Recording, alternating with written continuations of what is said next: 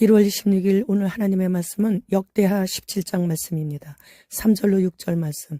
여호와께서 여호사밧과 함께 하셨으니 이는 그가 그의 조상 다윗의 처음 길로 행하여 바알들에게 구하지 아니하고 오직 그의 아버지 하나님께 구하며 그의 계명을 행하고 이스라엘의 행위를 따르지 아니하였습니다. 그러므로 여호와께서 나라를 그의 손에서 견고하게 하심에 유다 무리가 여호사밧에게 예물을 드렸으므로 그가 부귀와 영광을 크게 떨쳤더라. 그가 전심으로 여호와의 길을 걸어 산당들과 아세라 목상들도 유다에서 제거하였더라. 본장은 남왕국 유다 제4대 왕 여호사밧의 통치와 그의 업적을 언급했는데 그는 다른 왕들과는 달리 종교개혁을 단행하여 산당과 아세라 목상을 유다에서 다 제거했습니다. 그리고 백성들에게 율법 종교교육을 강화하여서 하나님께서 크게 기뻐하신다는 그런 내용이에요. 여호사밧 왕은 하나님께서 함께 계셨다고 하셨는데 이는 그가 다윗의 처음 길, 즉 우리아의 아내 밧세바 간음 사건 전까지의 다윗의 신앙생활은 경건과 겸손과 순종과 온전함 그 자체였는데 이렇게 다윗의 처음은 여호와 하나님 앞에서 흠잡을 수 없는 관용의 사람이었고 그렇게 충성스러운 하나님의 사람이었습니다. 그런데 오늘 본장의 여호사밧 왕이 다윗의 처음 길을 따르고 있었던 것이에요. 그는 고관들과 지방 유지들과의 관계가 불편해짐에도 불구하고 종교개혁을 단행함으로 인해서 하나님께 크게 점수를 받았어요. 7절로 9절 말씀.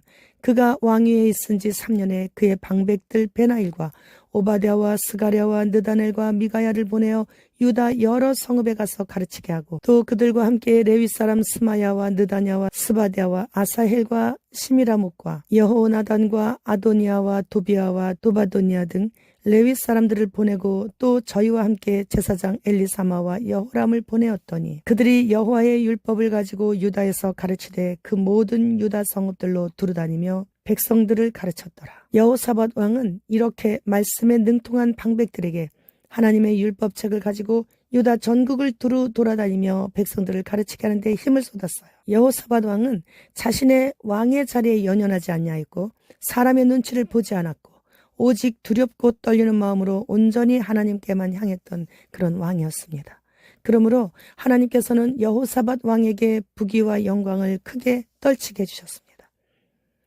이렇게 하나님께 영광이 되는 모든 말과 행동을 보시고 들으시는 하나님께서는 네가 나에게 그렇게 했으므로 그러므로 나도 너에게 좋은 것으로 채워주는 것이다. 이렇게 하시며 다 기억해 주시는 거예요. 제가 한 달 전에 전라도 무안쌀 갓 도정한 것을 부모님이 찹쌀도 조금 넣어주신다고 하는 광고를 당근에서 보고 시골 부모님을 도우려는 딸의 마음이 기특해서 교회에서 사용하려고 120kg를 주문했어요. 그런데 송금하면 바로 송장을 보내준다고 해서 보냈어요. 그런데 한 달이 지난 오늘까지 문자도 안 받고 연락망을 아주 끊어버렸어요. 저는 지난날에 불법한 돈을 가지고 장사하면서 여러 번 손해보고 떼이고 했지만 눈도 깜짝하지도 않았었어요. 그런데 이번에 그 돈은 그런 불의하고 더러운 재물이 아닌 성도들이 하나님께 구별해서 드린 귀한 헌금을 떼이게 되어 위장까지 묵직해질 정도로 마음이 아주 안 좋았었어요. 그러나 더 큰 물질 손해보지 않도록 이번 실수를 교훈으로 받고 세상 경찰에다 말하지 않았어요.